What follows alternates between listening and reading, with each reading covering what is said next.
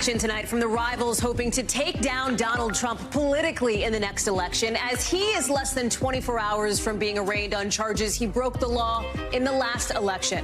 The new attacks from Mike Pence, slamming Mr. Trump's team as crackpot lawyers. The new clues from Trump defenders as to how they plan to keep him out of prison, and why Ron DeSantis is invoking the ham sandwich of it all. Plus, in tonight's breakdown, what that so-called fake electors scheme in this new indictment is actually all about. And breaking news on the false alarm about an active shooter near the Capitol. The new update we're just getting from police as people who were inside the buildings describe this scary scene to our team. We're live in Washington.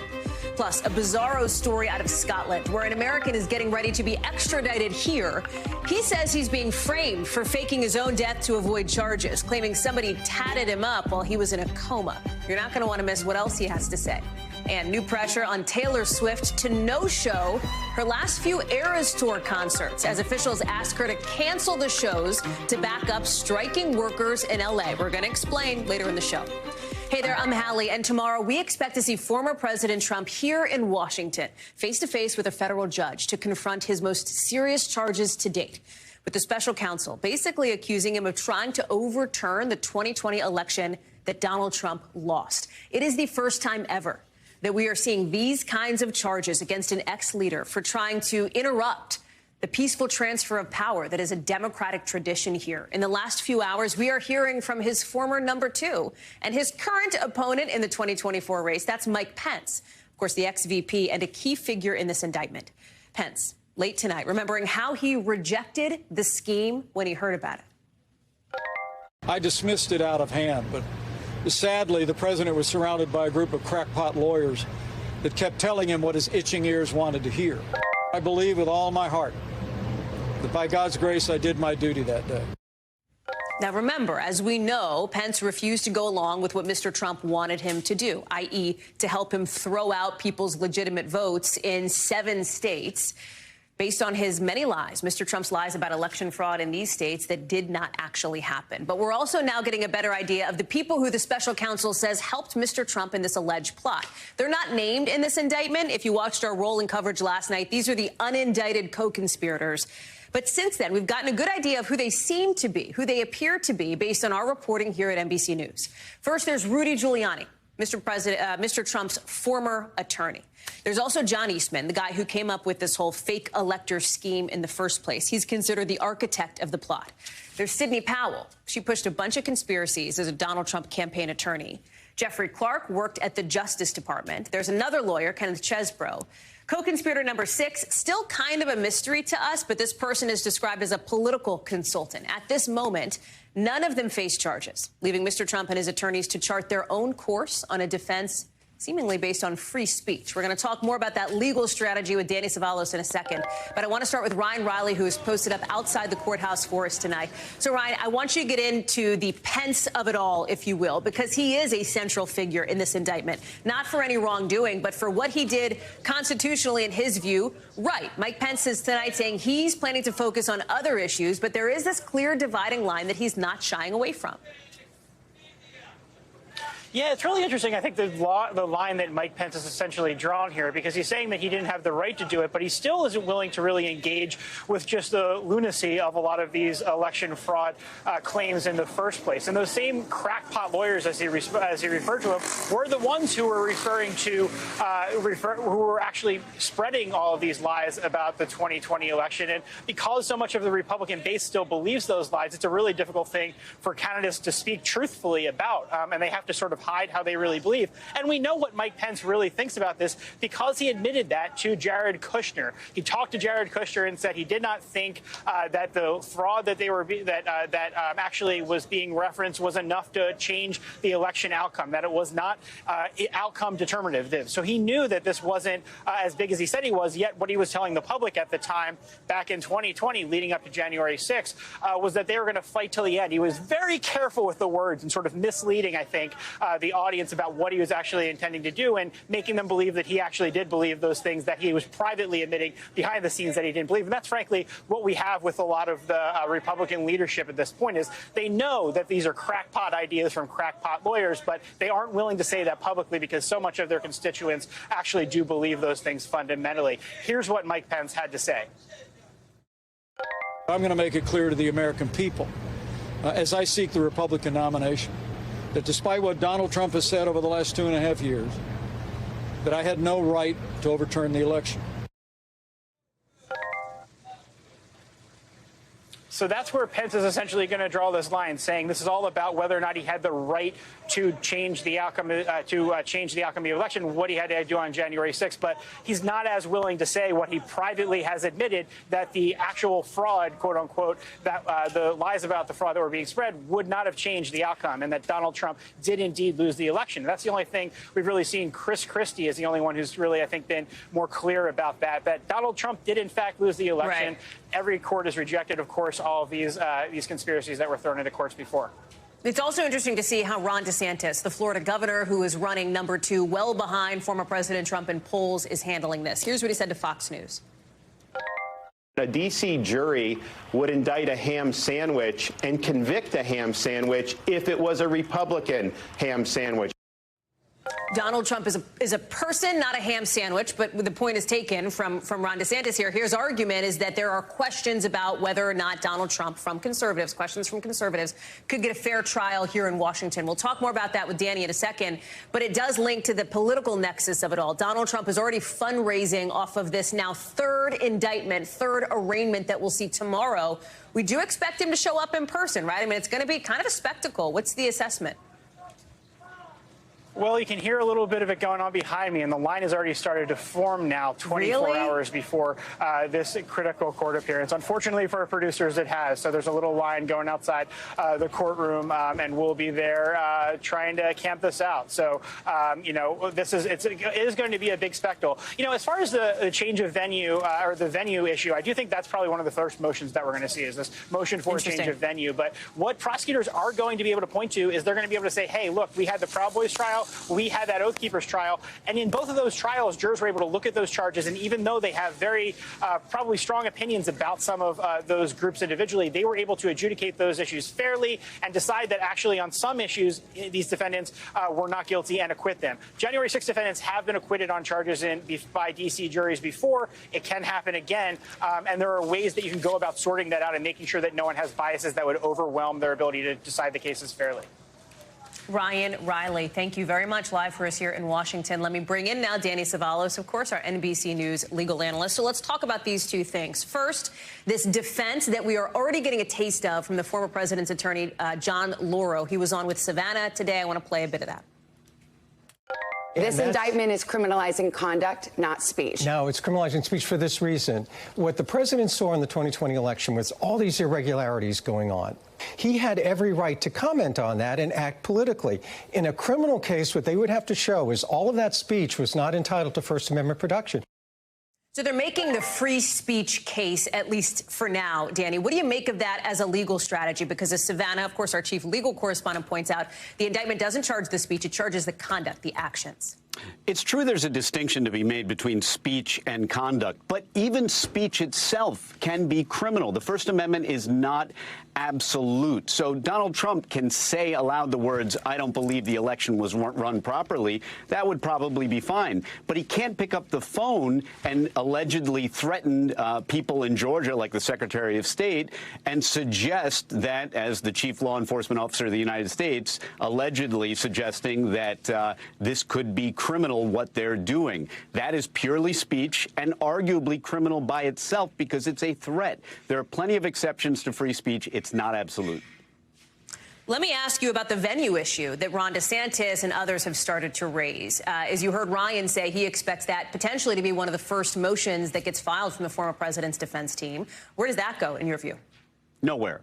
It won't go anywhere. The judge will likely deny that. But look, as a defense attorney, you got to try it. You got to put it up against the wall and see if it sticks. So, yes, you'll see the motion. It probably won't be granted. Although, you know, arguably, I don't even know that there's a comparison to be made between the January 6th Capitol rioters and this defendant, because the Capitol rioters, I mean, they're essentially anonymous in the sense that nobody knows some duck hunter from wherever who came to D.C. and stormed the Capitol.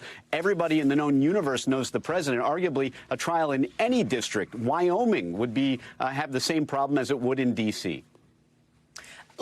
You talk about, you raise the prospect of other January 6th defendants, right? This is, again, not about the violence at the Capitol, that broader scheme. But as you talk about that, you've got to talk about the judge, Tanya Chutkan. She's going to oversee this case. She is an Obama nominee. She's handed down some tough sentences for these Capitol rioters. All 38 cases that she's heard have led to jail time between 10 days and 5 years. And in some instances, she has blown past what prosecutors recommended in half the cases, even in some instances, Danny, when they weren't even asking for prison time. Is there anything to read into there in terms of how she would oversee this case? Maybe not, and only because the Capitol rioters are essentially crimes of violence. Donald Trump's crimes here would fall more in the category of white-collar type crimes. They're not pure white-collar crimes in spirit, but in a sense, they are non-violent, certainly more so than a lot of the Capitol rioters. And then the other point I would make is that in federal court, I've got some bad news for all defendants. The federal sentencing guidelines are really, really harsh. In fact, because of something called relevant conduct, even acquitted conduct can factor into sentencing. Yeah. Sentencing in federal court is not a place a defendant wants to be. So, yes, you could argue that all federal judges are harsh in sentencing simply because of the sentencing guidelines and the gravity pool that creates. Even though they're not technically required to follow the sentencing guidelines, believe me when I tell you that the sentences in federal court can be downright draconian. And that's from a defense attorney. Danny Cevallos, thank you. We'll be talking more tomorrow when we are in New York City together ahead of that arraignment. Appreciate it. To Capitol Hill now, and a scary scene that now seems to be a false alarm. D.C. police saying a bad 911 call, their words, led to an all-out manhunt for a potential active shooter. Look at this. We're about to show you some of the scene. The cop cars, everybody outside after the lockdown. We'll show you in a second. But we also want to let you know what we've just heard from the Capitol Police Chief. Watch. We found nothing concerning. We've got nobody that actually heard shots, and certainly no victims. And as we've gone through the building, no one has said that they've seen anything. I want to bring in now our Julie Sirkin, who is inside the Capitol for us tonight. Even the response here, right, I think gives a sense of how on edge the city is. It's a city that tends to be on edge because of how many high-profile politicians and national leaders are here. But you also have to wonder how tomorrow plays into that sort of feeling here. Talk us through it.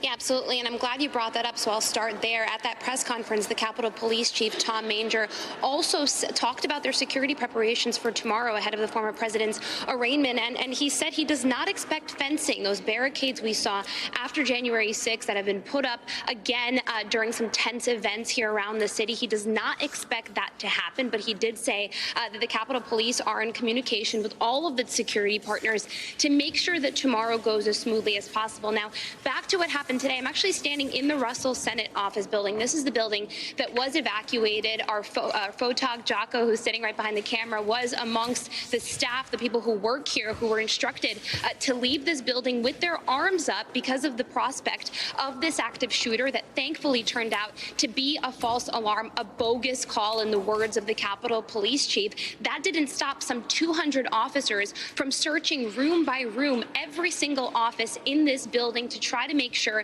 that this was a false alarm, that this was not something that was serious and real. I, meanwhile, was in the Capitol itself. It seemed calm. The security posture was not as heightened there. But this just all goes to show you, Hallie, you're absolutely right, how serious they take the security around here, especially after January 6th. My colleague Garrett Haake ended up speaking to one staffer who evacuated out of the building. Take a listen to that. We're walking down the first floor hallway, and all of a sudden there's a loud noise behind us. We turn around, there's about 20 police with guns drawn running down behind us. What'd they say? And they, get out of the way, get out of the way. And they're saying, get in an office, get in an office. Now, by the time the press conference concluded, they did end up clearing this building. Everyone returned here, but just on my way over here, I still heard staffers talking about this because obviously this was a scary moment. Julie Sirkin live for us on the Hill. Thank you very much. So listen, the markets, they are closing down tonight with the NASDAQ having its worst day in months. Why? Because for just the second time ever, the U.S. has had its credit rating downgraded. So first, take a look at Wall Street. You see the stocks here closing in red. Kind of a mix of shrugs and confusion after Fitch cut down the U.S.'s rating from a pristine AAA to an AA+. If you're like, okay, Fitch, what's context there? Right? Fitch is one of 3 big credit rating agencies that basically gives a report card on how well a company, or in this case, a country, can pay off its debt.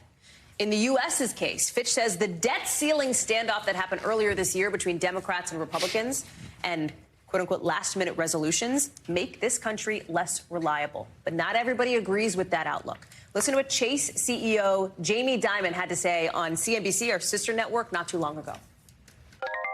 It doesn't really matter that much.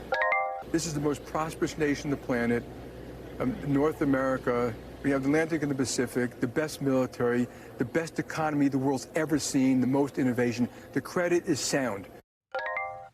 Okay, so what does this mean for all of us who are not Jamie Dimon, right? Me and you and everybody else? Probably, hopefully nothing. It's mostly symbolic. Listen, at some point, it may end up costing more for the government to borrow money, which could get passed down to us with higher interest rates. That is still a bit TBD. Tom Costello is joining us now. You know, there's been this discussion. We've talked a lot about the economic picture in this country. Recession, not a recession, whatever. Yeah. There's an expectation now that perhaps we will avoid a recession. So why now with this sort of bad downgrade from Fitch? Yeah. What's up with that? Aha. Your antennae are up, Hallie Jackson. I can tell. A lot of people think there's politics at play here, that Fitch is playing politics, that this is a way to essentially punish the Biden administration because of the debt ceiling negotiations or the difficulty in getting to an agreement. As you know, the last one came down to the wire. What Fitch is saying is they're concerned about political dysfunction in the United States and the growing debt in the United States. But to your point about the health of the overall economy, you're right. Right now we have pretty good numbers just out today from ADP about private jobs created in this country. Look at this, 324,000 jobs created in the month of July. Wall Street was expecting 170,000. So a really good number. We're going to get the full jobs picture on Friday, but that's a pretty good, robust number. And oh, by the way, today, Bank of America came out and said, recession? Maybe not. Bank of America joining the Fed and saying we may avoid a recession altogether. Okay, but wait, just so people are like, no, they're not hallucinating. The debt ceiling thing happened months ago. Right. Why didn't they do it then? Why didn't Fitch make that move then? Why did they wait until now? I think that's a very good question. And listen, I've heard from the White House. I talked to Jared Bernstein from the U.S. Council of Economic Advisors. He says you're kind of blaming the cleanup crew after some guy came in, wrecked the whole place and left, and now you're blaming us. That's his perspective. That's the White House perspective. I also talked to the people from Fitch today. Here's what they had to say.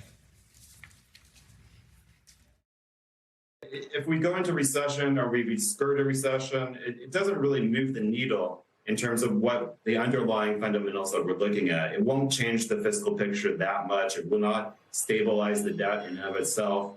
And it doesn't begin to tackle these governance issues. So what he's essentially saying is it's political dysfunction in the United States. That's why they downgraded the U.S. debt. The only other time this happened was back in 2011. Yep. Also, debt ceiling issues. S&P lowered its ratings. Yep. This is not that. Explain why. It's not that. And oh, by the way, about 2 weeks after the S&P downgraded the U.S. debt in 2011, the CEO was forced out, in part because S&P's role in the financial crisis. So this comes full circle. This is a completely separate set of circumstances. And I got to say, a lot of people today were saying, is Fitch even relevant anymore? Are credit rating agencies that relevant anymore? And even Jamie Dimon was saying, you know, the bottom line is the country is incredibly robust with its economy, and we're doing very well. So given that one last question, then, why is the market not loving it? I got to say, I don't think the market reaction is as much about Fitch today as it is profit-taking, because we are up 17% on the S&P 500, 33% on the NASDAQ at this point, and they were looking for an excuse to consolidate their earnings, to bring in the good money. I think that's what's going on. Careful, Mr. Costello. Your CNBC is showing a little bit I from love your my formal CNBC life. resume. I know. I love it. Tom Costello, thank you so much for breaking it down for us. You bet. Really appreciate it. You bet. So listen, a judge in Scotland today is giving the green light to extradite an American who allegedly faked his own death, then took off to Scotland to avoid charges. But this guy says they have it all wrong. He says even though he has the exact same tattoos and the exact same fingerprints, he says he's been framed. That he's not actually the fugitive they're looking for, that somebody tatted him up while he was in a coma. Listen. We were once a normal family, but thanks to the media, our lives have been interrupted. and we'd like privacy, and I would like to go back to being a normal husband. But I can't, because I can't breathe, I can't walk. People say that's an act. Let me try to stand up. Let me try to stand up. Exactly. Exactly. That is from a Dateline interview where that man claims he is Arthur Knight, an Irish orphan who is now sick in a wheelchair and has never been to the U.S. A judge in Edinburgh doesn't think so. The ruling he made last year that Arthur Knight is, in fact, Nicholas Aleverdine, alias Nicholas Rossi, who's wanted in Utah for rape charges. I want to bring in Megan Fitzgerald from London for more on this. So the accusation is that this suspect faked his own death. There's even an obituary that showed up on a memorial website saying he died from lymphoma in 2020, according to several outlets. But now, Rossi or Aleverdine or Knight, who set to head back to the U.S. to potentially face the music, right? Well, Hallie, he's certainly getting closer to extradition. You know, a judge today made very clear that there was no legal barrier that was preventing extradition.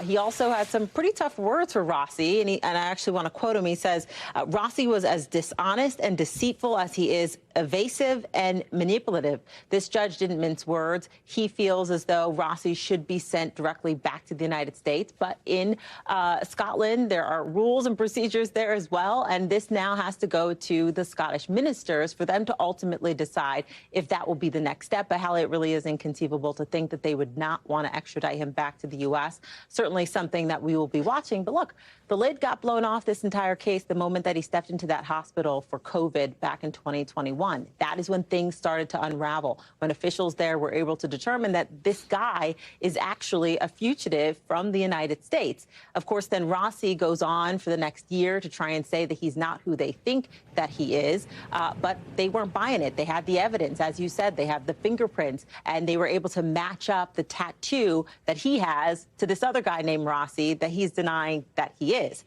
And also, this all brings up what the attorney in Utah had to say. It was almost like a warning that I want to read for you. He said, people may not know where you are, but with social media, the world is small enough that if anyone sees a picture of you, he then goes on to say, if you're going to be off the grid, you better stay in your house and never leave because someone is going to see you. That certainly wraps up what this case is. They were able to determine who Rossi is, and in a matter of weeks, possibly, we could see him heading back to the United States. Hallie? Megan Fitzgerald, some twists and turns for sure on that one. Thank you for navigating us through it. We are learning tonight the FBI is looking for more victims of somebody who they say kidnapped and assaulted a woman and trapped her in a cinder block cell in his garage. I want to show you some of the pictures here. This woman, this is what it looked like. The woman managed to escape, according to police, by beating down the door with her hands until they were bloody. She got out. She flagged down a driver who called 911. Officials now say, look at that room. Officials now say the suspect, Negassi Zuberi, is a violent sexual offender who allegedly posed as a police officer when he took this woman in Seattle and sexually assaulted her as he drove her to his home in Oregon. Noah Pransky is joining us now. Noah, what else do we know about the victim, how she is doing, and the suspect?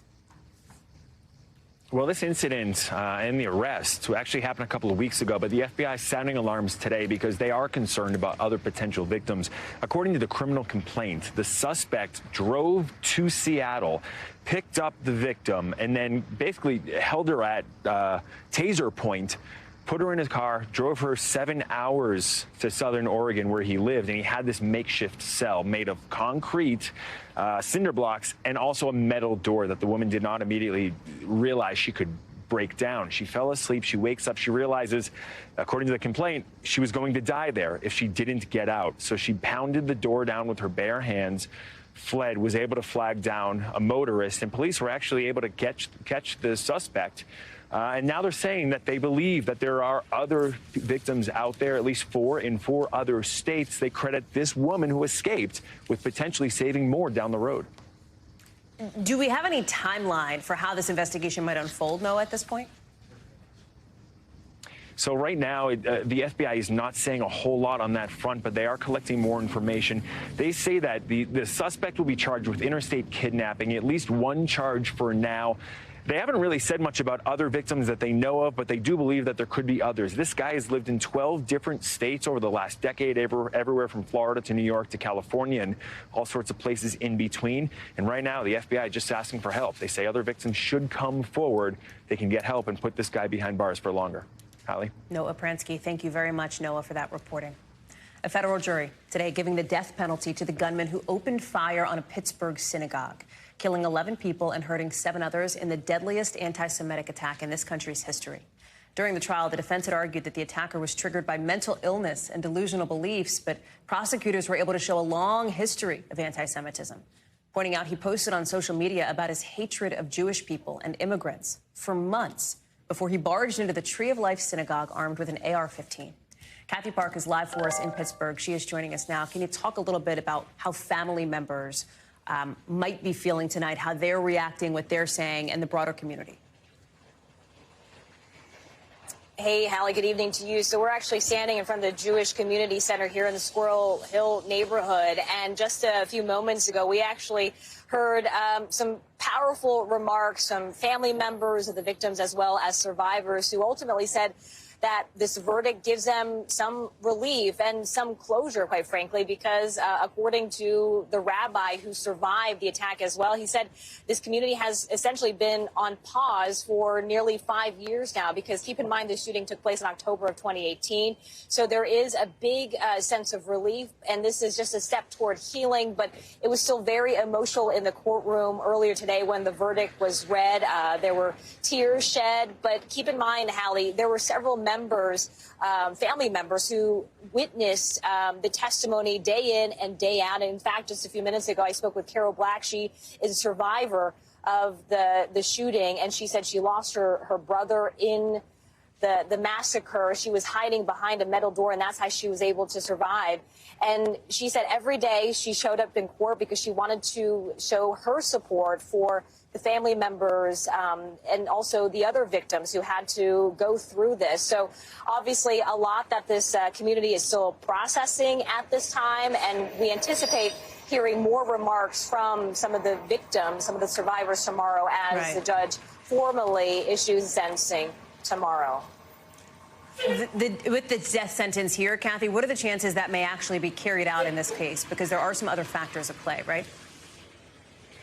Yeah, so this is, keep in mind, a federal case. So right now the DOJ obviously has a moratorium on capital punishment. So we are told that it will likely take years before there is an execution. Perhaps we'll get a little more color, more details tomorrow when the judge officially hands down the sentencing.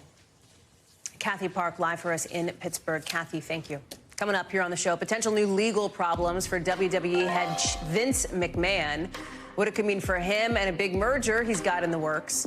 Plus, a new announcement from Canadian Prime Minister Justin Trudeau, not on policy, but on his marriage. That's next. Let's get you over to the 5 things our team thinks you should know about tonight. Number 1, the Chinese government is starting a huge rescue and relief push after major floods ripped through the country. 20 people died. Tens of thousands had to evacuate. The floods were triggered by one of the worst storms to hit northern China in years, even as China's bracing for yet another typhoon, which could hit as early as this week. Number 2, Beyonce honoring today the gay man who was stabbed to death while dancing to one of her songs at a New York gas station over the weekend. A banner on her website reads, "Rest in power, O'Shea Sibley." Sibley was reportedly stabbed because his attackers didn't like that he and his friends were voguing, were dancing. The incident is under investigation by the NYPD as a potential hate crime.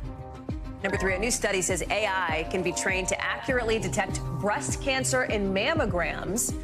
The technology is said to be as effective as an experienced radiologist, and experts say this new tech could actually help these radiologists cut their workload nearly in half.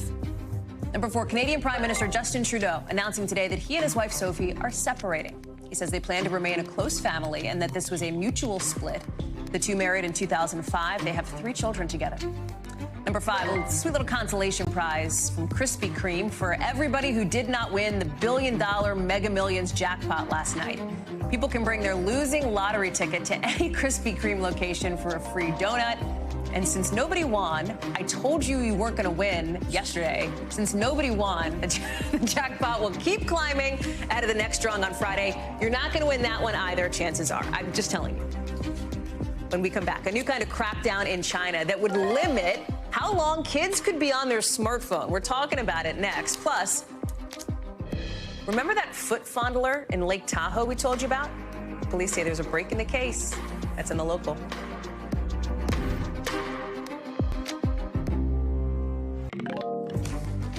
We are less than 24 hours away from an historic arraignment for the former president, now charged with his second set of federal crimes.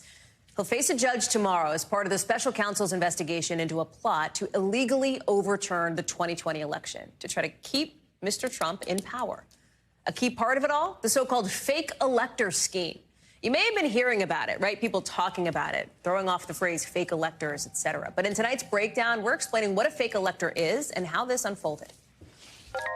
You probably know how a presidential election works. Voters in all 50 states head to the polls to choose who they want as president. If enough voters back a certain candidate, that candidate gets electoral college votes from that state. The winner needs 270. That's the magic number. Here's the road to 270. So that's what you see on TV. You typically don't see what happens next because it's usually a formality as members of the electoral college pick it up from there. Those members, called electors, are selected by state parties months before Election Day. After every presidential election in December, each state gathers together electors from whichever party won the popular vote in that state. Those folks meet and send an official certificate to the National Archives and to Congress. They look like these, and they basically say, okay, this is who gets our state's electoral college votes. It's pretty ceremonial.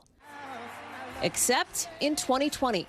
That's when the former president and his allies got to work convincing loyalists in 7 states that they should back Republican electors in key battlegrounds won by the Democrat in the race, Joe Biden. The focus on Arizona, Georgia, Michigan, Nevada, Wisconsin, New Mexico, and Pennsylvania. Some of those so-called fake electors showed up at state capitals where the real electors were meeting. They even created phony certificates like the ones you see here. The goal, apparently, to send through this fake slate of electors to Congress, where the vice president presides over the official count. The thinking seemed to be that then VP Mike Pence could grant Mr. Trump the disputed electoral votes or send the issue back to the states, opening the door to keeping Mr. Trump in power. You probably know what happened next. Pence rejected the scheme, citing the Constitution. President Donald J. Trump! And Mr. Trump on the National Mall told his supporters the election was being stolen. It was not. We fight like hell, and if you don't fight like hell, you're not going to have a country anymore.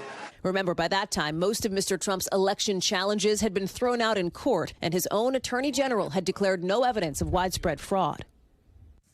Some defenders of the former president have pointed to one historical example, they say, the 1960 presidential election.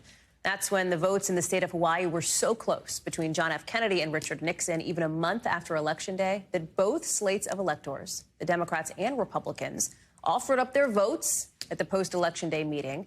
The big difference, as experts point out, the results in Hawaii were actually in question, something that was not the case in 2020. To China now. And listen, nobody wants kids spending every minute of the day on their phones, right? But China is considering a new crackdown that would make it illegal for kids to do that, limiting them to being on their phones for 2 hours a day. China's been worrying about kids' addictions to apps and smartphones for a while. It's already only letting kids play video games for 3 hours a week. Jake Ward is joining us now. And Jake, I got to tell you, I think parents all over the country with kids of a certain age are grappling with how do we keep our kids off our phones all the time? We're thinking about it for ourselves. But China's going a step further, not just issuing guidelines or whatever, but looking at these draft rules, just a draft for now, to actually crack down on this just 2 hours a day. What's the thinking behind it? Well, what's extraordinary, Hallie, is that we are all suddenly in the position of looking at China and specifically the Cyberspace Administration of China, the CAC. That's the big organization, very powerful inside China, that slapped that 3-hour-a-week limit on video games. You know, suddenly I think any of us as parents can look at the restrictions that they are planning or proposing to impose here and say, maybe that does make some sense. I mean, if we look at it, you can see, first of all, I mean, you know, the limits that they're putting by age are are pretty extraordinary. Kids under the age of 8 would have a maximum of 40 minutes a day on a smartphone at all. Kids 8 to 16 would have no more than 1 hour per day. Kids 16 to 17, a maximum of 2 hours. And here's the big one. Your phone would not be allowed to function as a young person past the hour of 10 o'clock at night and not come back online again until 6 a.m. It's not clear how any of this would come into being, but it's because across the world we are seeing growing scientific consensus of the harms done to children by being addicted to their smartphones, by being on there as often as possible. We see everything from sleep problems to bad performance in school, weight issues, mood problems, body image. We've seen all of this documented not just by scientists, but by the companies themselves. And so, that's the strange thing. I will point out here that the American Academy of Child and Adolescent Psychiatry, which had those, has identified all of those, they say that in the United States right now, whereas in China you would have a 2-hour limit, in the U.S. right now, there's at least a 4 to 6 hours being spent by kids under the age of 12. And once you get up into the teenage years, in the United States right now, kids are spending about 9 hours a day. So the comparison between what life would be like here on smartphones and what it would be like in China is, you can't overstate how big a change this would be in China. What's the TikTok factor here, right? Like, you look at young people, like, kids and teens in this country, a lot of them spend a lot of time on TikTok. It is obviously owned by a Chinese parent company, essentially. Would there be an impact? Absolutely. I mean, what I think TikTok and all of the other big companies in China are waiting for is to see whether or not it would fall to them to impose these limits, whether these limits would apply to them. I mean, TikTok in the United States alone accounts for about, almost 30 hours a week of screen time per month. I mean, it's an extraordinary amount of time, and that's a very conservative number. It might be a lot higher than that. So when you look at TikTok in China, companies like Tencent, Xiaomi, which is one of the handset makers, these guys must be sweating bullets right now. This would be an absolute death knell for them in China when it comes to time spent. And you have to assume that if we're going to start, if we're going to keep talking here in the United States about how we're being left behind by China in all of these technological ways, the fact that we might be left behind by them in terms of the regulations that they would put around safeguarding the executive function and mental health of children, that's got to be, I think, a big talking point for, in the public conversation coming up here, Hallie. Jake Ward, it's fascinating. Thank you so much for that reporting. Coming up here on the show, officials in New York City say 2 men have been found dead after visiting the same nightclub, and they weren't there at the same time. What else we're learning right now, later in the local. Plus, some new warnings tonight that a river that supplies water for tens of millions of people is evaporating. Why experts think it could get even worse. Coming up. If she has a huge story out west that affects the water tens of millions of people drink. As we're learning tonight, the Colorado River Basin is drying up. It's basically evaporating. With the new warnings tonight, it'll only get worse if we don't do something about it. As much water as is in Lake Mead has basically disappeared over the last 21 years because of climate change, because of temperatures getting hotter, according to researchers at UCLA. It was just a couple of years ago, remember, that the U.S. declared the first ever water shortage for the Colorado River. And earlier this year, 3 states, California, Arizona, and Nevada, reached a historic deal to cut back on how much water they use in the next few years to try to keep reservoirs from hitting dangerously low levels. It comes as half the West is still in a drought, according to NOAA. Miguel Almaguer is live for us out in California. He is joining us now. It's startling because this is a river that like 40 million people rely on. And if it weren't for the climate crisis, we wouldn't be seeing such a precipitous drop, right? Yeah, that's right, Hallie. 40 million people, as you mentioned, do depend on that river water, either for drinking or irrigation. And we've learned that it's about a 10% drop in the river flow. As you know, there's been a state of emergency across the 7 western states that depend on that water. They simply aren't having enough resources to draw on that water. It's been diminishing for decades, and the first water emergency was declared just a few months ago. And it seems like this is going to be an ongoing problem. Officials say the temperatures are only going to get hotter. More water is only going to be drawn from that reservoir, but there simply is not enough to go around at the current pace, Hallie.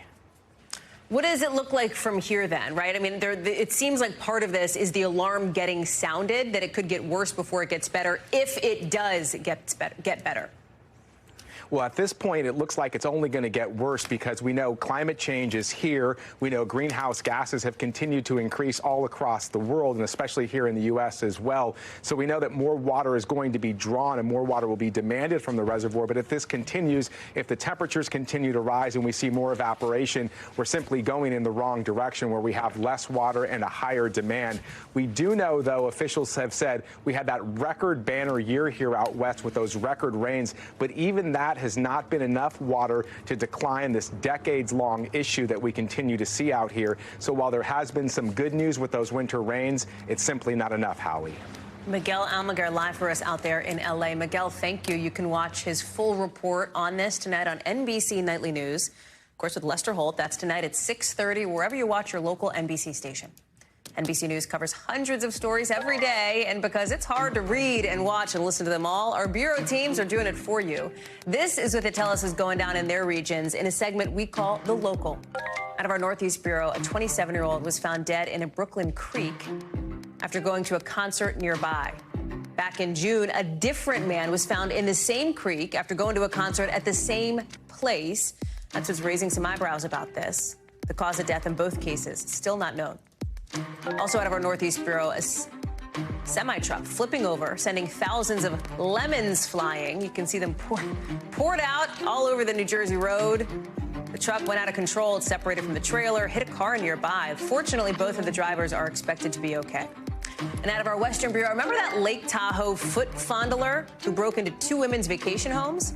Officials say he's now been caught and charged with burglary and battery. He was allegedly rubbing women's feet last month while they were sleeping in their beds. Still to come here on the show. A new message for Taylor Swift tonight, why she's being asked to postpone some of her California concerts. That's next.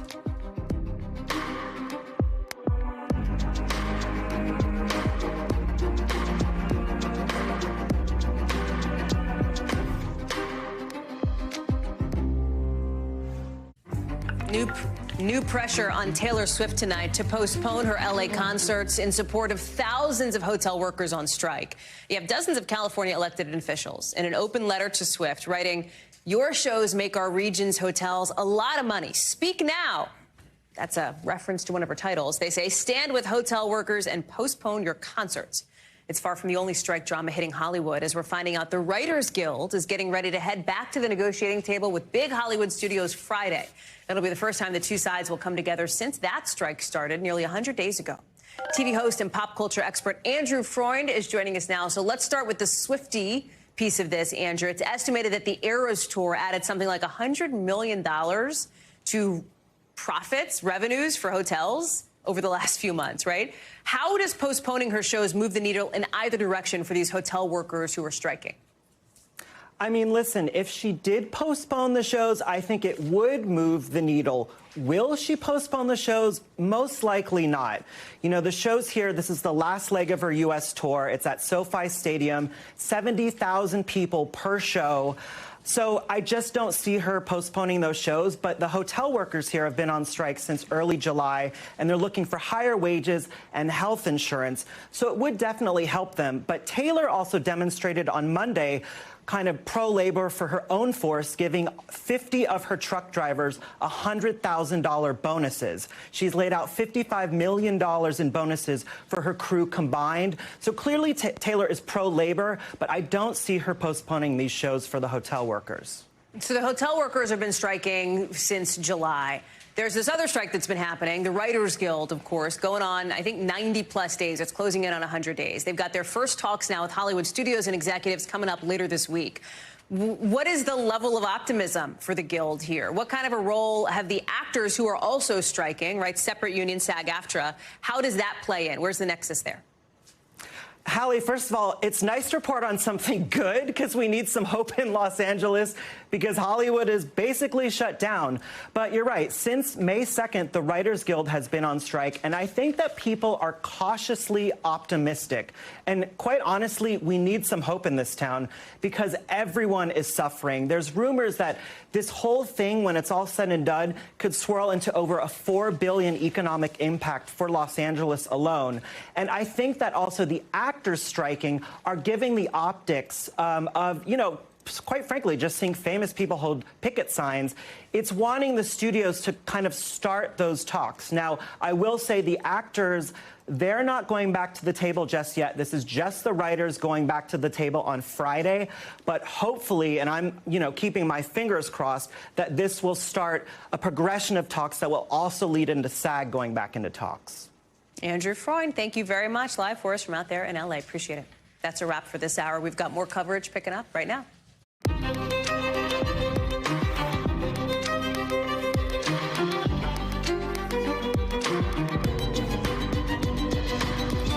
New reaction tonight from the rivals hoping to take Donald Trump down politically in the next election, as he is less than 24 hours from being arraigned on charges he broke the law in the last election.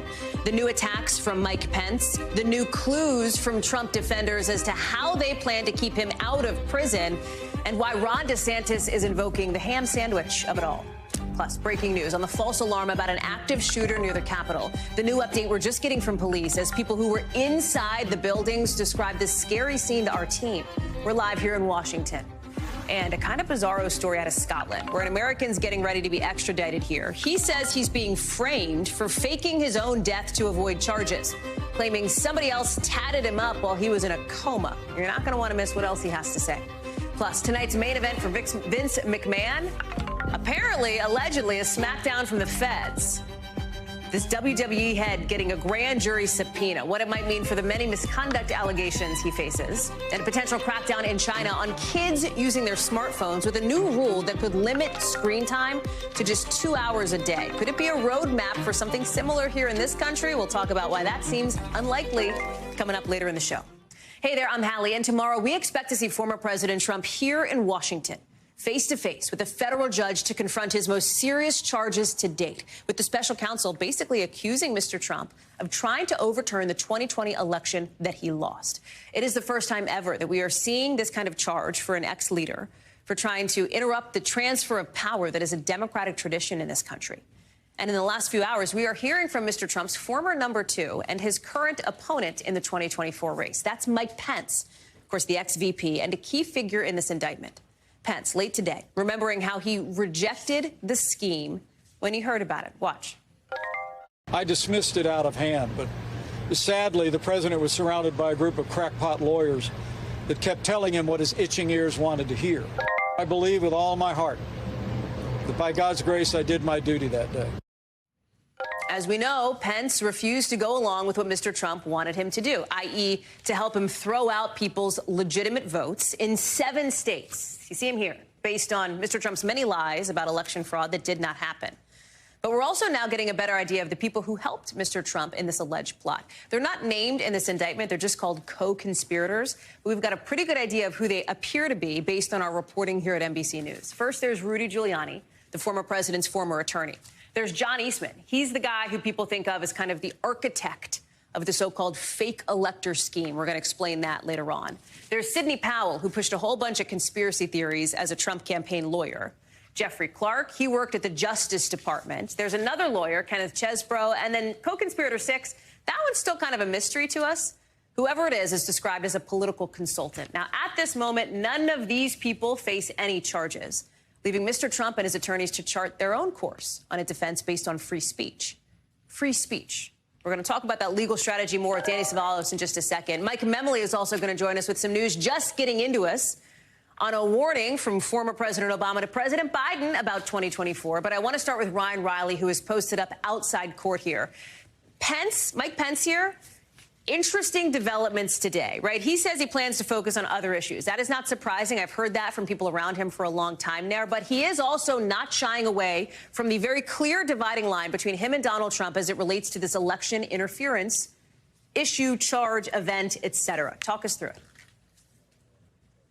What's interesting, though, is that he's not really making the distinction in terms of the actual belief in the underlying issue, which is the belief in these lies about the 2020 election. This idea that there was some mass voter fraud across several states and some grand conspiracy involving, who knows, untold number of people to steal the election from Donald Trump, or that, perhaps they had been hacked by Dominion voting machines, had been hacked by a dead dictator from overseas. Just sort of ludicrous conspiracies that were being being spread by those crackpot those crackpot lawyers, as Mike Pence referred to them. So where Mike Pence is really drawing the line now is saying that, okay, these theories from those crackpot lawyers about what I was able to do on January 6th were wrong, but still isn't willing to necessarily take that broader jump and say that, okay, actually all of this information that was universally rejected by the courts and sort of just thrown out because it had no basis in reality and no legitimacy was also not true. Here's what Mike Pence has had to say.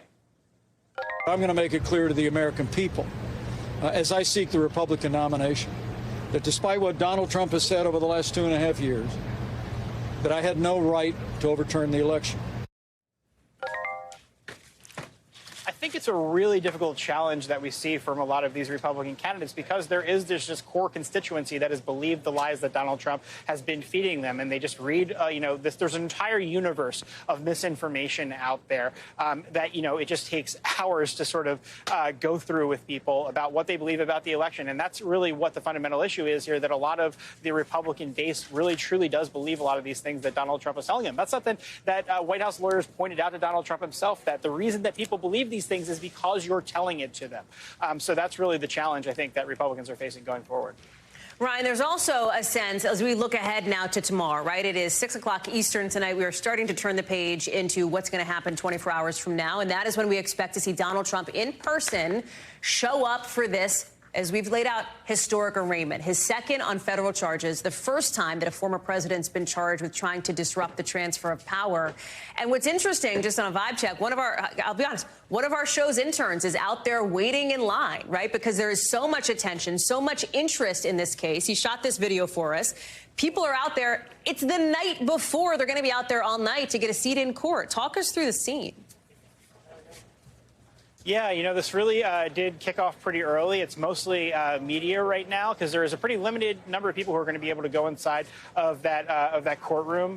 There's going to be a separate media room, but being inside the courtroom is obviously something that you're going to want to be able to see because that you're not going to get necessarily the best angles on that closed caption video that closed circuit video that is going to be fed into another room in the courthouse here. But it's a lot of hoopla over what will be a short hearing, but one that'll be really, really interesting just to see Donald Trump indicted on charges in connection with January 6th. Just this grand historic moment. Even I think, even though obviously the Mar-a-Lago documents case is really important, this is the big kahuna. This is the big one. So that's why there's just so much interest in here around the courthouse. Ryan Riley live for us there at court in D.C. Ryan, thank you. Let me bring in our legal analyst for NBC News, Danny Savallos. Danny, as we talk about, and Ryan and I had this discussion, the political argument being made by those who are competing with former President Trump for the Republican nomination for president. Let me play for you what Florida Governor Ron DeSantis had to say. He's running well behind Mr. Trump in polls and second at the moment. Watch. A D.C. jury would indict a ham sandwich and convict a ham sandwich if it was a Republican ham sandwich. Fact check, Donald Trump is not a Republican ham sandwich, but Governor DeSantis is making the sort of venue case here, the venue argument, that Donald Trump can't get a fair shake in a place like D.C., which, of course, D.C. is very blue. It is a blue city here. Does that hold any merit? In other words, if the former president's attorneys try to make that case to a judge, do they have legal standing? Yeah, I'm so tired of the ham sandwich analogy. It's been kicking around for decades now. And it is true. It is easy for a prosecutor to get an indictment. But at the same time, prosecutors don't bring, in the federal system, they don't bring cases before the grand jury that they think are lousy. They bring cases that they think are good. That's where that whole ham sandwich thing comes to. Now, state court, I can't vouch for. I think that's where some of the chicanery goes on. But in federal, I mean, prosecutors, they bring winner cases. The reason I know that is 95% of their cases are guilties. So, look, I mean, in terms of venue, here's the bottom line. D.C. is a less favorable jurisdiction than, say, Florida. But arguably, Trump is the most unique defendant in American criminal history in that everybody in every judicial district has an opinion about him. Now, can we look at election results and say that's indicative of bias? I don't know. I mean, does that mean that Trump would have a better outcome in a criminal trial in Wyoming than he would in D.C.? Yeah, I think that's pretty fair to say. But that's the reality of our system. You're indicted in a particular place, and that's where you stay. I really doubt that a judge is going to want to send this case anywhere else. So let me ask about a different legal piece of this, a different legal theory, and that is the one that we saw being made by the former president's attorney to Savannah Guthrie on the Today Show this morning. He is saying, essentially, it was free speech. That Donald Trump said this stuff, raised these concerns, et cetera, and that he is protected under sort of the free speech, the First Amendment argument here. Might that hold weight in your view as our legal expert?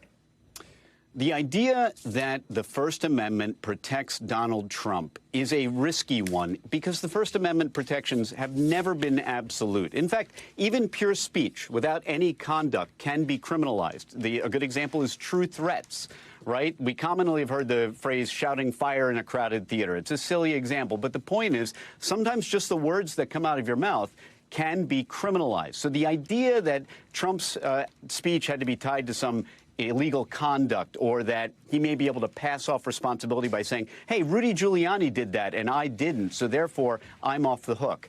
That's probably not going to work. At the core of this is Donald Trump's intent. Why did he do what he did? Actually, more specifically, what was his intent?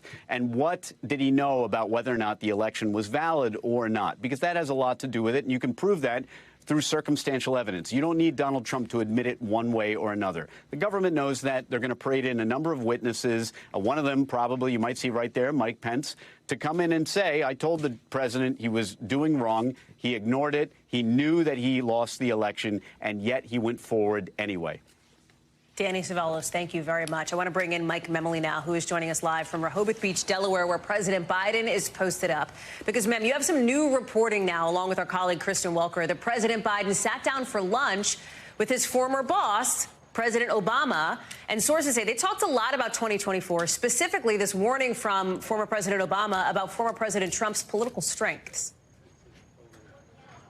Yeah, Hallie, we knew, of course, that President Obama had paid a visit to his former running mate a little over a month ago. The White House and Obama officials had really downplayed this, saying that these guys kind of talk all the time, right? But what we're learning more about is what exactly those conversations were like as they spent the better part of a day together. Yes, they filmed some campaign videos that were used to help raise some money, but there was a frank discussion about the fact that, listen, Donald Trump is not somebody who should be discounted. The stakes of this election are so high, in part because the former president still has this loyal, committed base. We're still also dealing with a highly polarized political environment, and the ecosystem in especially conservative media, it's really giving Trump more of a chance to win back the White House, to beat Joe Biden, than I think there had been sort of the conventional wisdom, even among Biden advisors. Hallie, you know this. There has been this sense that President Biden is much more likely to succeed if he faces a rematch against Donald Trump than a new face, right? A younger Republican opponent without all the baggage against Donald Trump. And it's clear, based on what we're learning about this conversation between Obama and Biden, that they're really saying that we shouldn't take that for granted either. You're also learning more about the way that former President Obama plans to try to help President Biden in his campaign, right? Yeah, this was a big takeaway that White House officials were happy to talk about, as well as the Biden campaign, which is that as part of this discussion, Obama really did say, hey, I'm all in. I'm going to do whatever it takes to get you over the finish line. And obviously, we've seen what that looks like already in terms of those videos, the emails he's put out to Biden supporters to try to raise money. It'll probably certainly mean some time on the campaign trail, as we saw in a COVID-focused 2020 campaign, obviously more limited in what they could do. But it was also interesting in this statement we got from an Obama spokesperson that he's committed to doing this not just for Biden, but up and down the ballot. And that means not just campaigning for him, but really energizing key voting demographics to really work with, especially mobilizing volunteers. That was a real key to how President Obama won 2 elections, obviously, to win the White House and to stay there in 2008 and 2012, mobilizing a grassroots support system, and that he wants to carry some of that mojo in support of his former running mate yet again in 2024. Mike Memoli live for us there in Rehoboth. Mem, thank you. To Capitol Hill now, and a scary scene that now seems to be a false alarm. D.C. police saying a bad 911 call, their words, led to an all-out manhunt for a potential active shooter. Look at this. You're going to see the cop cars, the scene, right? This is everybody outside, basically, after this lockdown. Here's what we've heard tonight from the Capitol Police Chief. We found nothing concerning. We've got nobody that actually heard shots, and certainly no victims. And as we've gone through the building, no one has said that they've seen anything. Julie Sirkin is live for us inside the Capitol tonight. And Julie, obviously a good thing that it was a false alarm, right? An incredibly good thing that there was not actually a scarier situation unfolding in Washington. The response does illustrate how on edge Washington can be, given the high-profile people that are here and, of course, the high-profile things that happen, like tomorrow with Donald Trump's court appearance. Yeah, and I'm glad you started there. Tom Manger, who's the Capitol Police Chief, he said that they are preparing for tomorrow, that they are in communication with all of their security partners, but said that he does not believe that a fence, any kind of barricade, will go up overnight, similar to the one that we saw in the days, weeks, even months following January 6th. And I should note, as a point of context, the Capitol Police Chief did not come into this post until January 6th. It was his mission to sort of solve the security posture of the Capitol Police, to make them communicate and integrate better with one another, because, of course, there was a lot of criticism after January 6th, after the insurrection on that day. And so he is taking everything seriously. We saw a response, he said, of 200 Capitol Police officers checking this building I'm standing in, the Russell Senate office building, room by room. They evacuated staff. Our camera guy, Jocko, was evacuated as well with his hands up, and they really didn't know what was going on. Thankfully, this turned out to be a false alarm, but my colleague Garrett Hake actually spoke to somebody who was in this building. Here's what he said in the moments after. We're walking down the first floor hallway, and all of a sudden there's a loud noise behind us. We turn around, there's about 20 police with guns drawn running down behind us. What'd they say? And they, get out of the way, get out of the way. And they're saying, get in an office, get in an office. One officer I spoke to, Hallie, told me that it was taking a long time for them to clear the rooms because staff were scared inside. They didn't want to open up the doors to let the Capitol Police do their jobs, because in part of all the mass shootings, of course, that we've seen around the country, and also how on edge this building has been, especially ahead of a day like tomorrow, where the former president is going to be arraigned for his actions in 2020 election interference, much of which many believe led to the insurrection on January 6th. Julie Sirkin live for us on the Hill. Jules, thank you. So listen, the markets are closing down tonight, with the NASDAQ having its worst day in months. Why? Because for just the second time ever, the U.S. has had its credit rating downgraded. You see stocks closing in red. Kind of a mix, though, of shrugs and confusion after Fitch cut down the U.S.'s rating from a pristine AAA to AA+. Fitch is one of 3 big credit ratings agencies. They basically give a report card on how well a company, or in this case, a country, can pay off its debt. In the U.S.'s case, Fitch says the debt ceiling standoff that happened earlier this year between Democrats and Republicans and, quote-unquote, last-minute resolutions, you see it there, have made the U.S. less reliable. Not everybody agrees with that outlook. Listen to Chase CEO Jamie Dimon with our sister network on CNBC earlier. It doesn't really matter that much. This is the most prosperous nation on the planet. North America, we have the Atlantic and the Pacific, the best military, the best economy the world's ever seen, the most innovation. The credit is sound. So what does this mean for us, me and you? Well, probably, hopefully nothing. It's mostly symbolic. At some point, it may end up costing more for the government to borrow money, which might get passed on to us with higher interest rates, but that's still a bit TBD. I want to bring in Brian Chung, who's joining us now. So conflicting opinions here about what kind of picture this paints, right? But I think the question people have, why did this downgrade happen now? It's months after the debt ceiling standoff. What's up with the timing? Yeah, well, the timing is something that has caught the ire of the Treasury Department, where Janet Yellen has said, well, this is an arbitrary move for the Fitch rating agency to say that the United States government debt might not be as reliable as it was, even though this comes 2 months after we avoided going over the cliff. Now, for what it's worth, Fitch is saying it's about the totality of all of these issues. It's not just one single factor. Yes, certainly the debt ceiling debacle was part of it. January 6th was part of it as well. But they said that the overall picture still remains that we have a lot of debt in this country. How can an aging population, for example, get the government to pay what's going to be a very hefty Social Security bill in the future? That's what they're talking about here. But look, it does bring up a lot of questions over what is the modeling process at this ratings agency for them to decide 2 months after the fact that, well, we don't think the United States deserves that pristine AAA credit rating anymore. Now, when we look at the S&P story that happened in 2011, when they were the first agency to downgrade the United States after the Obama administration debacle over the debt ceiling, we did not see borrowing costs spike all that high on U.S. treasuries or mortgages or car loans, what have you. But the overall story was the same. A lot of ire on Capitol Hill, a lot of interest from politicians on both sides of the aisle into exactly how these credit ratings agencies actually go about these ratings themselves, Hallie. It's different than it was in 2011, right? The last time, the only other time that the U.S. credit was downgraded, that's when S&P did it. This is not that. And there are questions now, like, does Fitch have kind of the influence, the weight that it used to anymore? Is that fair?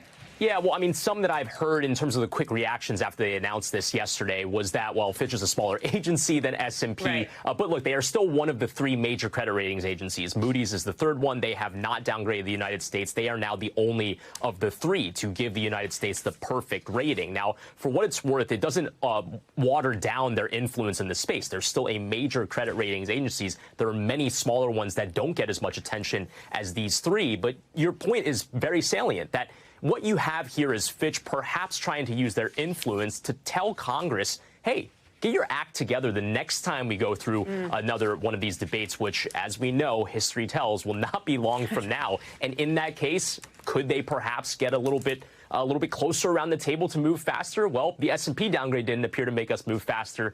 We'll have to see if this one does. Brian Chung, thank you very much. Good to see you. A federal jury today giving the death penalty to the gunman who opened fire on a Pittsburgh synagogue, killing 11 people and hurting 7 others in the deadliest anti-Semitic attack in history in America, with survivors and family members of the victims responding to this just late tonight. Watch. This moment is a step along the healing process. It doesn't bring deep comfort, but we hope, I hope, that this brings a measure of peace, peace of mind, peace in the heart, and peace in the soul. During the trial, the defense had argued the attacker was triggered by mental illness and delusional beliefs, but prosecutors were able to show a long history of anti-Semitism, pointing out he posted on social media about his hatred of Jewish people and immigrants for months before he barged into the Tree of Life synagogue armed with an AR-15. Kathy Park is joining us now.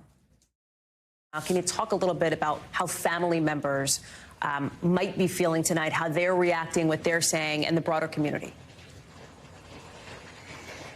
Hey, Hallie, good evening to you. So we're actually standing in front of the Jewish Community Center here in the Squirrel Hill neighborhood. And just a few moments ago, we actually heard some powerful remarks from family members of the victims as well as survivors who ultimately said that this verdict gives them some relief and some closure, quite frankly, because according to the rabbi who survived the attack as well, he said this community has essentially been on pause for nearly 5 years now, because keep in mind, the shooting took place in October of 2018. So there is a big sense of relief, and this is just a step toward healing. But it was still very emotional in the courtroom earlier today when the verdict was read.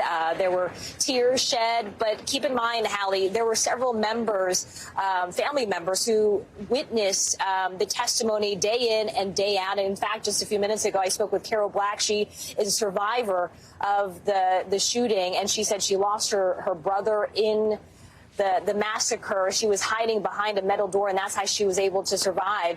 And she said every day she showed up in court because she wanted to show her support for the family members and also the other victims who had to go through this. So obviously a lot that this community is still processing at this time, and we anticipate hearing more remarks from some of the victims, some of the survivors tomorrow as the judge formally issues sentencing tomorrow. With the death sentence here, Kathy, what are the chances that may actually be carried out in this case? Because there are some other factors at play, right? Yeah, so this is, keep in mind, a federal case. So right now the DOJ obviously has a moratorium on capital punishment. So we are told that it will likely take years before there is an execution. Perhaps we'll get a little more color, more details tomorrow when the judge officially hands down the sentencing. Kathy Park, live for us in Pittsburgh. Kathy, thank you. A judge in Scotland today given the green light to extradite an American who allegedly faked his own death, then took off to Scotland to avoid charges. But this guy says they have it all wrong. He says he's not actually the suspect, even though they have the same tattoos. Very distinctive, as you see there. They have the same fingerprints. Well, this guy says, no, he's been framed. That somebody came in and tatted him up while he was in a coma in the hospital. He says he's not the fugitive they're looking for. We were once a normal family, but thanks to the media, our lives have been interrupted. And we'd like privacy, and I would like to go back to being a normal husband. But I can't, because I can't breathe, I can't walk. People say that's an act. Let me try to stand up. Let me try to stand up. Exactly, exactly. That is from a Dateline interview where that man claims he is Arthur Knight, an Irish orphan who is now sick, who's in a wheelchair, who's never been to the U.S.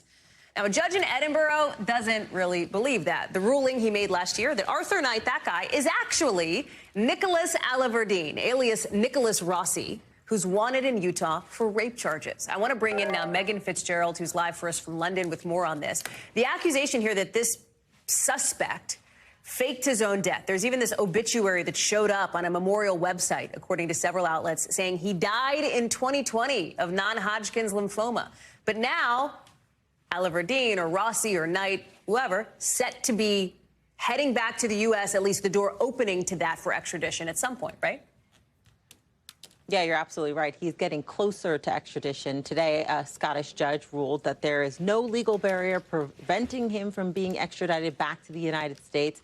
He went on to say some pretty direct words about this guy. He said Rossi was as dishonest and deceitful as he is evasive and manipulative. This judge did not mince words. He believes that it is time for this guy to go back to the United States. But there is a next hurdle that needs to be jumped here. The Scottish ministers, they will get the case. They will ultimately decide if he will go back to the United States. But in all likelihood, that's exactly what we're expecting to see. But look, the lid got blown off this case the moment that Rossi stepped foot into that hospital in 2021 when he was hospitalized for COVID-19. That's when things started to unravel. Authorities started to realize that what they had here was a fugitive from the United States. And also, I want to read to you this quote. This is something that we heard from the Utah County attorney, really like a warning. He says, people may not know where you are, but with social media, the world is small enough that if anyone sees a picture of you, he goes on to say, if you're going to be off the grid, you better stay in your house and never leave because someone is going to see you. And that is exactly what happened in this case. And so that is why we suspect that in the coming weeks, this guy will eventually be extradited back to the United States. Hallie. Megan Fitzgerald live for us in London with a lot of twists and turns in that one. Thank you. Coming up, the terrifying story of a woman's escape from a homemade cinder block cell. What else the FBI is now looking for, and who else? Plus, you still got a few more hours to get a free donut from Krispy Kreme, but only if you missed out on a $1 billion prize. We will explain the sweet consolation.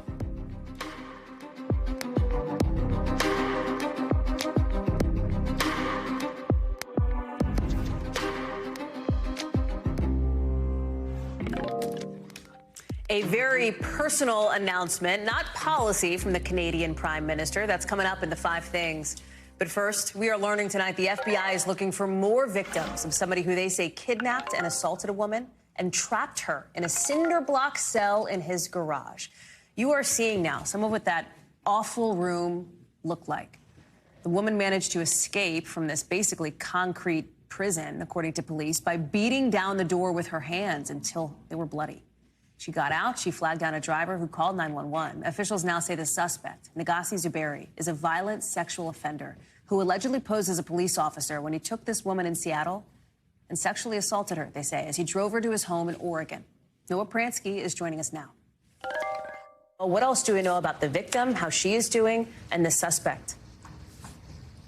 Well, this incident and the arrest actually happened a couple of weeks ago, but the FBI is sounding alarms today because they are concerned about other potential victims. According to the criminal complaint, the suspect drove to Seattle, picked up the victim, and then basically held her at taser point put her in his car, drove her 7 hours to Southern Oregon where he lived, and he had this makeshift cell made of concrete, cinder blocks, and also a metal door that the woman did not immediately realize she could break down. She fell asleep. She wakes up. She realizes, according to the complaint, she was going to die there if she didn't get out. So she pounded the door down with her bare hands, fled, was able to flag down a motorist, and police were actually able to catch the suspect. And now they're saying that they believe that there are other victims out there, at least 4 in 4 other states. They credit this woman who escaped with potentially saving more down the road. Do we have any timeline for how this investigation might unfold, Noah, at this point? So right now, the FBI is not saying a whole lot on that front, but they are collecting more information. They say that the suspect will be charged with interstate kidnapping, at least one charge for now. They haven't really said much about other victims that they know of, but they do believe that there could be others. This guy has lived in 12 different states over the last decade, everywhere from Florida to New York to California and all sorts of places in between. And right now, the FBI is just asking for help. They say other victims should come forward. They can get help and put this guy behind bars for longer. Hallie? Noah Pransky, thank you very much, Noah, for that reporting. Let's get you over to the 5 things our team thinks you should know about tonight. Number 1, the Chinese government starting a huge rescue and relief push after intense floods ripped through the country, killing at least 20 people. Tens of thousands had to evacuate. The floods were triggered by one of the worst storms to hit northern China in years. And they're now bracing for another typhoon, which could hit China as early as this week. Number 2, a new announcement from the Canadian Prime Minister, Justin Trudeau, saying he and his wife Sophie are separating. He says they plan to remain a close family and that the split was mutual. The two married in 2005. They have 3 children together. Number 3, the FDA says 2 batches of the birth control pill Tydemi may not actually work. It comes after the company that makes the pill recalled them for the same reason. They said that these particular batches have high levels of a known impurity. Officials say it's okay for people to keep taking the pills, but they should immediately get in touch with a pharmacist or a doctor for a different treatment. Number 4, actress Leah Remini is suing the Church of Scientology for what she calls 17 years of psychological torture, defamation, harassment, and intimidation. Remini was raised as a Scientologist, but since she's become an outspoken critic of the church. NBC has reached out to the Church of Scientology, but we have not yet heard back. Number 5, kind of a sweet consolation prize from Krispy Kreme for everybody who didn't win the $1 billion Mega Millions jackpot last night. And that's everybody, because nobody won. As I told you, you're not going to win it. It's very unlikely. And if you bring your losing lottery ticket, you can go get a free donut. Again, nobody won, so there's now a new drawing Friday night. It's huge. It's a lot of money. You can buy a ticket. Don't get mad at me when you don't win. Don't come at me. And if you do win, come to me and let's talk.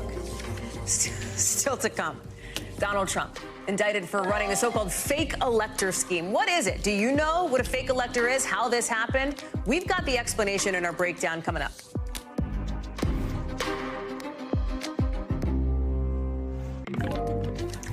Officials in Iran want a national 2-day shutdown. We'll tell you why in the Global. But first, we've been talking about now this historic arraignment for former President Trump that is now less than 24 hours away as he is charged with his second set of federal crimes.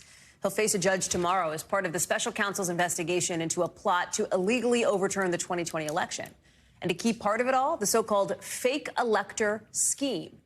You may have been hearing about it, but in tonight's breakdown, we explain what a fake elector is and how this unfolded.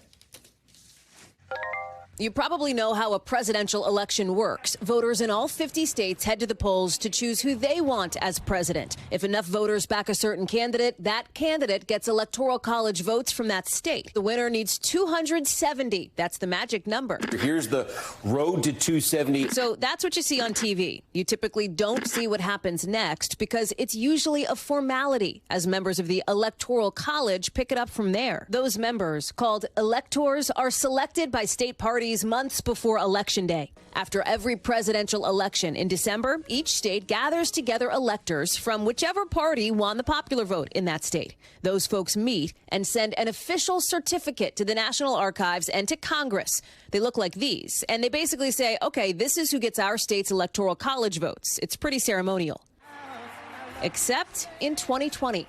That's when the former president and his allies got to work convincing loyalists in 7 states that they should back Republican electors in key battlegrounds won by the Democrat in the race, Joe Biden. The focus on Arizona, Georgia, Michigan, Nevada, Wisconsin, New Mexico, and Pennsylvania. Some of those so-called fake electors showed up at state capitals where the real electors were meeting. They even created phony certificates like the ones you see here. The goal, apparently, to send through this fake slate of electors to Congress, where the vice president presides over the official count. The thinking seemed to be that then VP Mike Pence could grant Mr. Trump the disputed electoral votes or send the issue back to the states, opening the door to keeping Mr. Trump in power. You probably know what happened next. Pence rejected the scheme, citing the Constitution. President Donald J. Trump! And Mr. Trump on the National Mall told his supporters the election was being stolen. It was not. We fight like hell, and if you don't fight like hell, you're not going to have a country anymore. Remember, by that time, most of Mr. Trump's election challenges had been thrown out in court, and his own attorney general had declared no evidence of widespread fraud. Some defenders of the former president have pointed to one historical example. They say the 1960 presidential election. That's when the votes in the state of Hawaii were so close between John F. Kennedy and Richard Nixon, even a month after Election Day, that both slates of electors, the Democrats and Republicans, offered up their votes at the post-Election Day meeting. The big difference, as experts point out, the results in Hawaii were actually in question, something that was not the case in 2020. To China now. Nobody wants kids spending every minute of every day on their phones, right? But China is considering a new crackdown that would make it illegal for kids to do that, limiting them to being on their phone for 2 hours per day. China's been worrying about kids' addiction to apps and smartphones for a while. It's already only letting children play video games for 3 hours per week. Jake Ward joins us now. And Jake, I got to tell you, I think parents all over the country with kids of a certain age are grappling with how do we keep our kids off our phones all the time? We're thinking about it for ourselves. But China's going a step further, not just issuing guidelines or whatever, but looking at these draft rules, just a draft for now, to actually crack down on this just 2 hours a day. What's the thinking behind it? Well, what's extraordinary, Hallie, is that we are all suddenly in the position of looking at China and specifically the Cyberspace Administration of China, the CAC. That's the big organization, very powerful inside China, that slapped that 3-hour-a-week limit on video games. You know, suddenly I think any of us as parents can look at the restrictions that they are planning or proposing to impose here and say, maybe that does make some sense. I mean, if we look at it, you can see, first of all, I mean, you know, the limits that they're putting by age are pretty extraordinary. Kids under the age of 8 would have a maximum of 40 minutes a day on a smartphone at all. Kids 8 to 16 would have no more than 1 hour per day. Kids 16 to 17, a maximum of 2 hours. And here's the big one. Your phone would not be allowed to function as a young person past the hour of 10 o'clock at night and not come back online again until 6 a.m. It's not clear how any of this would come into being, but it's because across the world we are seeing growing scientific consensus of the harms done to children by being addicted to their smartphones, by being on there as often as possible. We see everything from sleep problems to bad performance in school, weight issues, mood problems, you know, body image. We've seen all of this documented, not just by scientists, but by the companies themselves. And so, you know, that's the strange thing. I will point out here that the American Academy of Child and Adolescent Psychiatry, which had those, you know, has identified all of those. They say that in the United States right now, whereas in China you would have a 2-hour limit, in the U.S. right now, there's at least a 4 to 6 hours being spent by kids under the age of 12. And once you get up into the teenage years, in the United States right now, kids are spending about 9 hours a day. So the comparison between what life would be like here on smartphones and what it would be like in China is, you know, you can't overstate how big a change this would be in China. What's the TikTok factor here, right? Like, you look at young people, like, you know, kids and teens in this country, a lot of them spend a lot of time on TikTok. It is obviously owned by a Chinese parent company, essentially. Would there be an impact? Absolutely. I mean, what I think TikTok and all of the other big companies in China are waiting for is to see whether or not it would fall to them to impose these limits, whether these limits would apply to them. I mean, TikTok in the United States alone accounts for about, you know, almost 30 hours a week of screen time per month. I mean, it's an extraordinary amount of time, and that's a very conservative number. It might be a lot higher than that. So when you look at TikTok in China, companies like Tencent, Xiaomi, which is one of the handset makers, these guys must be sweating bullets right now. This would be an absolute absolute death knell for them in China when it comes to time spent. And you have to assume that if we're going to start, if we're going to keep talking here in the United States about how we're being left behind by China in all of these technological ways, the fact that we might be left behind by them in terms of the regulations that they would put around safeguarding the executive function and mental health of children, that's got to be, I think, a big talking point for, in the public conversation coming up here, Hallie. Jake Ward, it's fascinating. Thank you so much for that reporting. Coming up, the World Cup eliminations are starting to roll in. Who's out and who's in may surprise you in the global. But first, the river that's evaporating and what it means for the already parched Southwest. That's next.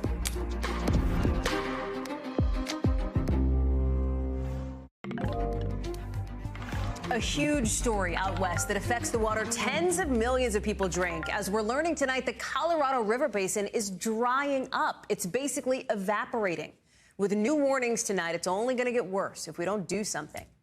As much water as is in Lake Mead has disappeared from the Colorado River over the last 21 years because of climate change. Because of temperatures getting hotter, according to new research from UCLA. It was just a couple years ago, remember, that the U.S. declared the first ever water shortage for the Colorado River. And then earlier this year, we told you about how 3 states, California, Arizona, and Nevada, got to an historic deal to cut back on how much water they use in the next few years. The goal?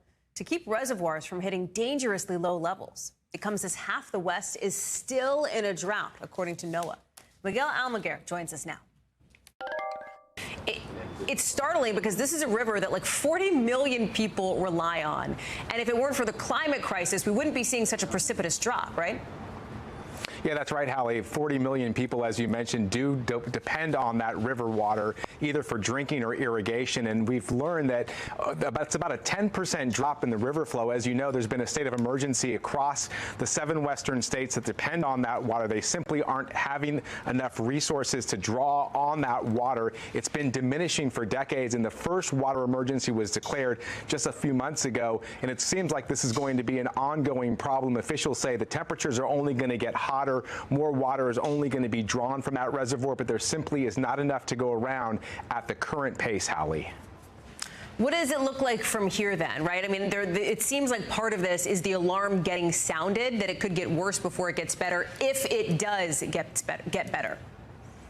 Well, at this point, it looks like it's only going to get worse because we know climate change is here. We know greenhouse gases have continued to increase all across the world, and especially here in the U.S. as well. So we know that more water is going to be drawn and more water will be demanded from the reservoir. But if this continues, if the temperatures continue to rise and we see more evaporation, we're simply going in the wrong direction where we have less water and a higher demand.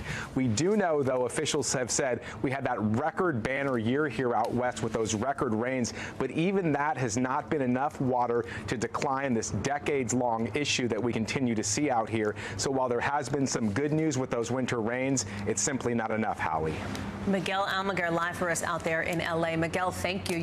NBC News covers hundreds of international stories each day, and because you couldn't possibly read or watch or listen to them all, our foreign desk has done it for you. Here's some of what they're watching in a segment we call The Global. Out of Iran, the country's shutting down for 2 days because of a really intense heat wave there. You have schools, banks, and government offices set to close. Temperatures have hit above 120 degrees this week, according to state media. And health officials say it's possible the shutdown could last even longer than just 2 days. Out of Portugal, Pope Francis has begun his 5-day trip there for an international Catholic festival. He'll hit up a bunch of religious and cultural spots in Portugal. That's after that country's huge clergy sexual abuse scandal came out in February. It's also the Pope's first trip since he had intestinal surgery in June. And out of Australia, some shockers in the Women's World Cup today. Jamaica knocking Brazil out of the tournament. The 2 teams tied, but that was enough to stop Brazil from advancing for the first time in more than 30 years, or almost 30 years. It's Jamaica's 2nd World Cup appearance ever, and the first time Jamaica's ever made it out of the group stage.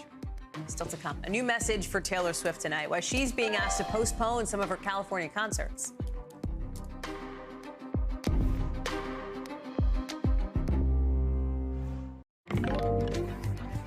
New pressure on Taylor Swift tonight to postpone her LA concerts in support of thousands of hotel workers on strike.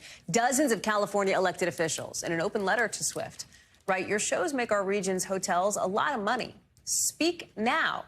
That's a reference to one of her songs. She says, that she sings. They say, stand with hotel workers and postpone your concerts. This is far from the only strike drama hitting Hollywood, as we're finding out the Writers Guild is getting ready to head back to the negotiating table with big Hollywood studios Friday. This is going to be the first time that the two sides will come together since that strike started nearly 100 days ago. TV host and pop culture expert Andrew Freund is joining us now.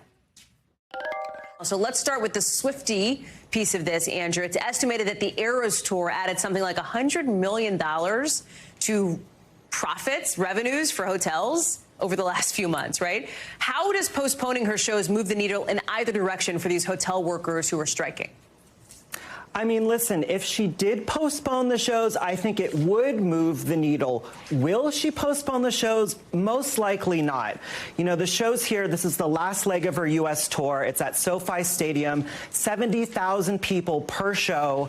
So I just don't see her postponing those shows. But the hotel workers here have been on strike since early July, and they're looking for higher wages and health insurance. So it would definitely help them. But Taylor also demonstrated on Monday kind of pro-labor for her own force, giving 50 of her truck drivers $100,000 bonuses. She's laid out $55 million in bonuses for her crew combined. So clearly Taylor is pro-labor, but I don't see her postponing these shows for the hotel workers.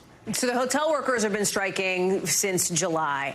There's this other strike that's been happening, the Writers Guild, of course, going on, I think, 90-plus days. It's closing in on 100 days. They've got their first talks now with Hollywood studios and executives coming up later this week.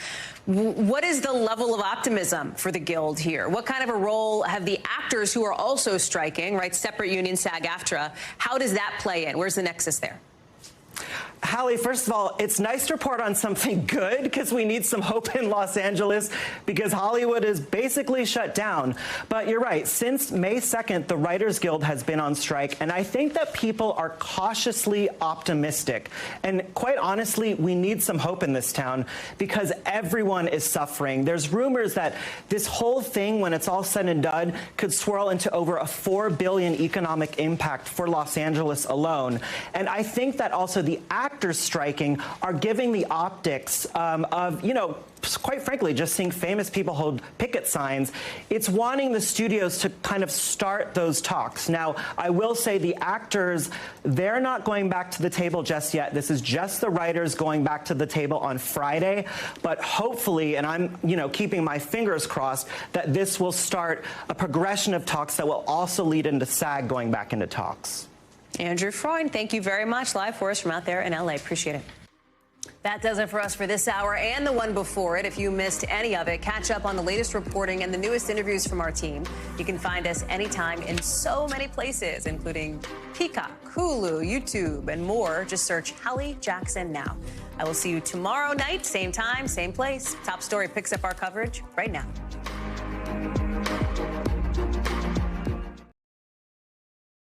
Thanks for watching our YouTube channel. Follow today's top stories and breaking news by downloading the NBC News app.